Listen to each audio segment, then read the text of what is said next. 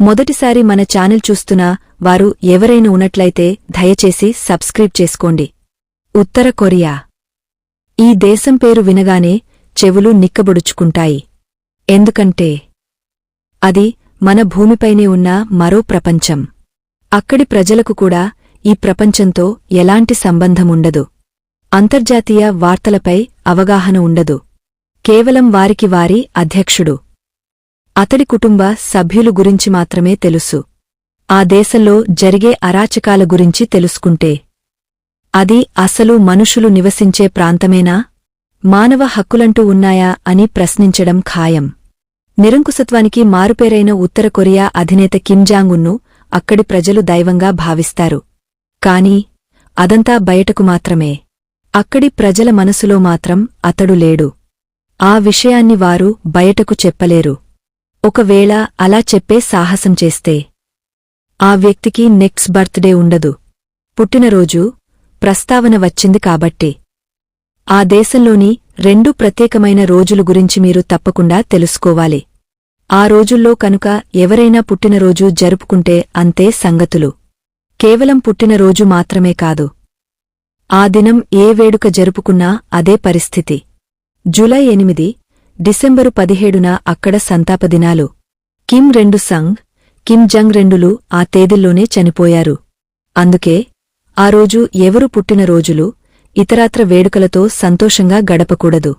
అలా చేస్తే వారిని దేశద్రోహులుగా పరిగణించి శిక్షలు విధిస్తారు. ఇది కేవలం శాంపిల్ మాత్రమే. అక్కడ జరిగే మరికొన్ని అరాచకాలు, నియమ నిబంధనలు గురించి తెలిస్తే వామ్మో అని గుండె పట్టుకుంటారు. ఉత్తర కొరియా అధినేత కిమ్ జాంగ్ తనని తాను దైవంగా భావిస్తాడు. కిమ్ స్వయంగా విడుదల చేసిన తన బయోగ్రఫీలో తాను 2 ఇంద్రధనస్సుల మధ్యనుంచి పుట్టానని, ఆ సమయంలో ఆకాశంలో కొత్తగా ఓ నక్షత్రం పుట్టిందని తెలిపాడు. కాబట్టి ప్రజల తనని దైవంగా భావించాల్సిందేనని పేర్కొన్నాడు. అంతే కాదండోయ్, అతడికి వాతావరణాన్ని కంట్రోల్ చేసే పవర్ కూడా ఉందట. 1994 జూలై 8న ఉత్తర కొరియా అధ్యక్షుడు కిమ్ ఇల్సుంగ్ మరణించినప్పుడు నవ్వడాన్ని నిషేధించారు. ఆ రోజు బిగ్గరగా మాట్లాడటం, డాన్స్ చేయడం లేదా మద్యం సేవించడం నేరం. నిబంధనలను అతిక్రమిస్తే నిందితులను కార్మిక శిబిరాలకు పంపిస్తారు లేదా మరణశిక్ష విధిస్తారు. కిమ్ ఇల్సుంగ్ శరీరం గాజు సమాధిలో భద్రపరిచారు. పర్యాటకులు అతని పాదాల వద్ద నమస్కరించాలి. ఉత్తర కొరియాలో ప్రస్తుతం 2021 సంవత్సరం నడవడం లేదు. ఆ దేశంలో ఇంగ్లీష్ క్యాలెండర్ ఫాలో కారు. ప్రస్తుతం వారికి 110వ సంవత్సరం నడుస్తోంది. ఎందుకంటే వారి క్యాలెండర్ను కిమ్ రెండు సంగ్ పుట్టిన తేదీ నుంచి లెక్కిస్తున్నారు. మన దేశంలో 6 రోజులు పని దినాలు ఉంటేనే తిట్టుకుంటాం. ఆ దేశంలో కూడా వారంలో 6 రోజులు పని ఉంటుంది. కాని ఆదివారం కూడా వారు పనిచేయాలి. ఆ రోజు వారికి అధికారికంగా సెలవు ఉన్నా వాలంటీర్గా పనిచేయాల్సి ఉంటుంది.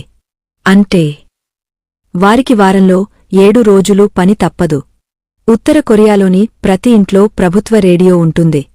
అది ఎప్పుడూ ఆన్లోనే ఉండాలి. కేవలం ప్రభుత్వ రేడియో ఛానల్ వార్తలు మాత్రమే వినాలి. వారు ప్రసారం చేసే ప్రతి చెత్త కార్యక్రమాన్ని వినాలి. విదేశీ ఛానళ్లు ట్యూన్ చేస్తే శిక్షలు దారుణంగా ఉంటాయి. ఉత్తర కొరియా ప్రజలకు బాహ్య ప్రపంచంతో సంబంధముండదు. వార్తాపత్రికలు, వార్తా ఛానళ్లు వంటివి ఏవి వారికి అందుబాటులో లేవు. ఈ దేశంలో కేవలం 3 టీవీ ఛానళ్లకు మాత్రమే అనుమతి ఇచ్చారు. అవి తప్ప మరే ఛానల్ రాదు. దొంగ చాటుగా వేరే ఛానళ్లు చూడకూడదు. ఎవరైనా తమ పొరుగు దేశమైన దక్షిణ కొరియా సినిమాలు, అశ్లీల వీడియోలు చూసినా బైబిల్తో కనిపించినా మరణశిక్ష విధిస్తారు. ఈ దేశంలో కనీసం జీన్స్ దుస్తులు వేసుకోకూడదు. స్కర్టు ధరించిన మహిళలు తప్పనిసరిగా మోకాళ్లను కప్పుకోవాలి. బికినీలు ధరించరాదు. ఉత్తర కొరియాలో ప్రజలు తీవ్రమైన పేదరికంతో నరకం అనుభవిస్తున్నారు. అయితే పర్యాటకులు పొరపాటున కూడా అక్కడి పేదలకు ఫోటోలు తీయరాదు. అది తమ దేశ ప్రతిష్టను దెబ్బతీస్తుందని కిమ్ భావిస్తాడు. కాని పేదరికాన్ని నిర్మూలించే పని మాత్రం చేయడు. ఉత్తర కొరియా ప్రజలకు శిక్షల్లో బంపర్ ఆఫర్ ఉంది. ఒక కుటుంబంలో ఎవరైనా ఒక వ్యక్తి నేరానికి పాల్పడితే ఆ తర్వాతి 2 తరాలు కూడా జైలు శిక్ష అనుభవించాలి. అంటే 3 తరాలు తమ జీవితమంతా జైల్లోనే గడపాలన్నమాట. ఎవరైనా ఆత్మహత్య చేసుకుంటే ఆ కుటుంబం మొత్తాన్ని శిక్షిస్తారా? ఉత్తర కొరియాలో ప్రస్తుతం ఆహార సంక్షోభం నెలకొంది. ప్రస్తుతం అక్కడ ఒక బ్లాక్ టీ ప్యాకెట్ ధర 5 రూపాయలు వేలు, కాఫీ ప్యాకెట్ ధర 7 రూపాయలు వేలు, కిలో అరటిపళ్ల ధర 3 రూపాయలు వేలకు పైనే ఉంది. ఉత్తర కొరియా ప్రస్తుతం 8,60,000 టన్నుల ఆహార కొరతను ఎదుర్కొంటున్నట్లు ఐక్యరాజ్యసమితి ఆహార విభాగం అంచనా వేసింది. ఉత్తర కొరియా వెళ్లే పర్యాటకులు తమ మొబైల్ ఫోన్లను విమానాశ్రయంలోనే ఇచ్చేయాలి. దేశంలోకి ఫోన్లకు అనుమతి లేదు. ఉత్తర కొరియాను సందర్శించే పర్యాటకులు స్థానికులతో మాట్లాడకూడదు. ప్రత్యేకంగా గైడును ఏర్పాటు చేసుకుని మాత్రమే తిరగాలి. ఇష్టానుసారం షికారు చేయకూడదు. ఈ దేశంలో ఇంటర్నెట్ సదుపాయం ఉండదు. కేవలం వీఐపీలకు మాత్రమే అనుమతి ఉంది. ఇందుకు సొంతంగా రెడ్ స్టార్ అనే వ్యవస్థను ఏర్పాటు చేసుకున్నారు. కిమ్ జాన్ ఉన్ తన మావయ్యను దుస్తులు విప్పి ఆకలితో ఉన్న 120 వీధి కుక్కల బోనులో వేసి చంపేశాడు. కిమ్ జాన్ ఉన్ 2,000 మంది మహిళలతో ప్రత్యేకంగా ప్లెజర్ స్క్వాడ్ను ఏర్పాటు చేశాడు. వాళ్లు కిమ్తో పాటు అతని సైనికులకు సెక్స్తో సహా అన్ని రకాల సేవలు అందించాలి. బాలికలకు 13 ఏళ్ల వయస్సు రాగానే ఈ స్క్వాడ్కు ఎంపిక చేస్తారు. ఈ దేశంలో పిల్లలకు ప్రపంచ చరిత్రతో పనిలేదు.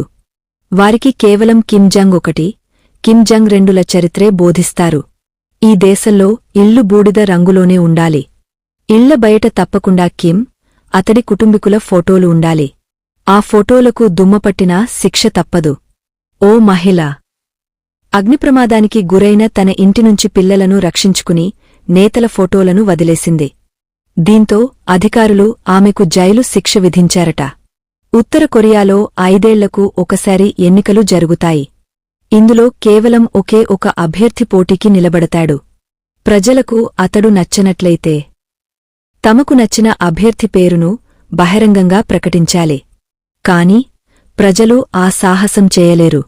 అక్కడ మగవాళ్లంతా కిమ్ జాంగ్ ఉన్ హెయిర్ స్టైల్నే అనుకరించాలి. దక్షిణ కొరియాన్లకు ఏరవేయడానికి ఉత్తర కొరియా కిజాంగ్ డోంగ్ అనే నకిలీ నగరాన్ని నిర్మించింది. అక్కడ ఎవరూ నివసించరు. అయితే రాత్రివేళ్లలో అక్కడ ఇళ్లలో నిత్యం లైట్లు వేస్తూ జనాలు ఉన్నట్లు భ్రమ కల్పిస్తారట. విదేశీ సంగీతాన్ని వినడం లేదా విదేశీ భాషలో సినిమాలు చూడటం నేరంగా భావిస్తారు. కార్యకలాపాలుగా భావిస్తారు. అమెరికా సినిమాలు లేదా అశ్లీల చిత్రాలు చూస్తే మరణదండన తప్పదు. భారతీయ సినిమాలు చూస్తే జైలు శిక్ష విధించే అవకాశముంది. ఈ దేశంలో అంతర్జాతీయ కాల్స్ చేయడం నేరం. 2007లో అనేక అంతర్జాతీయ కాల్స్ చేసిన వ్యక్తిని అధికారులు కాల్చి చంపారు. కిమ్ మాట్లాడేటప్పుడు సమావేశంలో నిద్రపోతే మరణశిక్ష విధించే అవకాశముంది. అది కిమ్ మూడ్ను బట్టి ఆధారపడి ఉంటుంది. ఉత్తర కొరియా రక్షణ మంత్రి హ్యోన్ యోంగ్ చోల్ కిమ్ జాంగ్ ఉన్ మీటింగులో నిద్రలోకి జారుకున్నాడు. దీంతో అతడిని 2015లో ఉరితీశారు.